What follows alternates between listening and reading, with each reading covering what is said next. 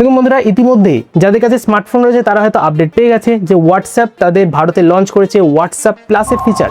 অর্থাৎ মাত্র 80 টাকার মধ্যে আপনারা প্রত্যেক মাসে নতুন কিছু ফিচার পেয়ে যাবেন যদি সেই টাকাটি আপনি ব্যয় করেন আপনার হোয়াটসঅ্যাপ অ্যাকাউন্টে। এবার সেটা কি, দেখুন নতুন লোগো পাবেন, চ্যাটের যে ওয়ালপেপার সেগুলো চেঞ্জ করা যাবে, থিম চেঞ্জ করা যাবে। শুধু তাই নয়, আপনি 10টারও বেশি অর্থাৎ 20টার কাছাকাছি মেসেজকে পিন করতে পারবেন, যেটা আপনার মূল মেসেজ বা আপনি হয়তো যদি কোনো পার্সোনাল ব্যক্তির সাথে বেশি চ্যাট করে থাকেন। তো এগুলো হচ্ছে হোয়াটসঅ্যাপ প্লাসের ফিচার। কিন্তু এর সাথে সাথে হোয়াটসঅ্যাপ আরও একটি জিনিস ইন্ট্রোডিউস করেছে, যেটা হচ্ছে ইউজার নেম।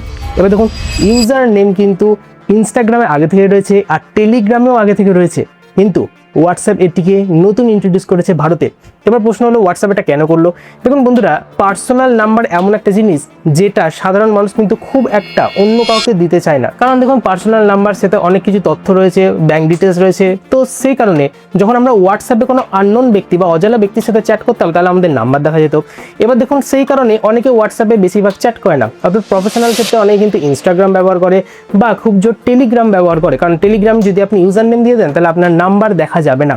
এবার সেটা হোয়াটসঅ্যাপ ভালো মতনই জানে। তাদেরকে ইউজার গ্যাদার করতে হবে, অর্থাৎ তাদেরকে কাস্টমার ধরতে হবে।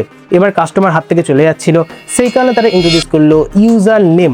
এবার ভারত সরকার এর বিরুদ্ধে চলে গেছে। দেখুন বন্ধুরা, ভারত সরকারের মতে এটা জানা যাচ্ছে যে ইউজার নেম যদি দিয়ে দেয় তাহলে ইললিগাল অ্যাক্টিভিটি আরও বেড়ে যাবে।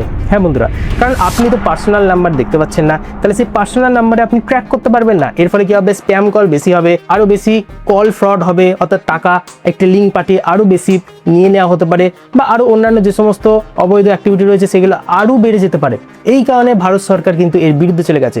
কিন্তু বন্ধুরা, টেলিগ্রাম অনেক আগে থেকেই ভারতে ইউজার নেমকে ইন্ট্রোডিউস করে দিয়েছিল, কিন্তু সব থেকে মজার কথা হলো এই হোয়াটসঅ্যাপের কবলে পড়ে এখন টেলিগ্রামকেও, আর তার সাথে সাথে ভারতের যে দুটি মেসেঞ্জার অ্যাপ অর্থাৎ সিগন্যাল আর জোহর যে আরেকটাই আছে তাকেও নোটিশ দিয়ে দিয়েছে ভারত সরকার।